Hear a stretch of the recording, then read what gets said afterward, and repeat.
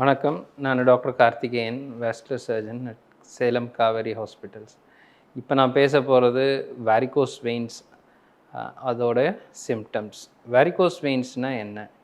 நம்ம காலில் இரத்த குழாய் வெயின்ஸ்ன்னு சொல்லுவோம். காலுக்குலேருந்து ரிட்டர்ன் ஆகி நம்ம ஹார்ட்டுக்கு போகிற இரத்த குழாய்கள்.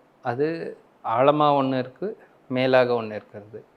மேலாக இருக்கிற இரத்த குழாய்கள் வீக்னஸ் ஆகிறப்போ அது இருக்க பெருசாக ஆகும். அது கண்ணுக்கு தெரிய ஆரம்பிக்கும்.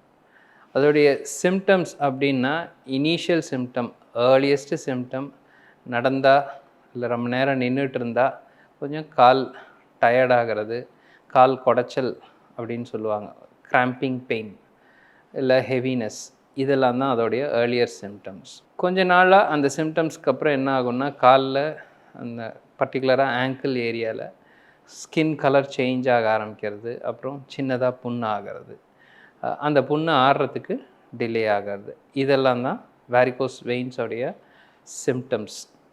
இப்போது எப்போ ட்ரீட்மெண்ட் பண்ணணும் அப்படின்றது தான் முக்கியமானது.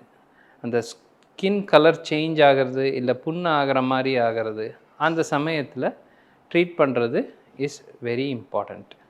அதுக்கு ஏர்லியராக இருக்கிறப்போ even stockings can help in managing the symptoms. Thank you.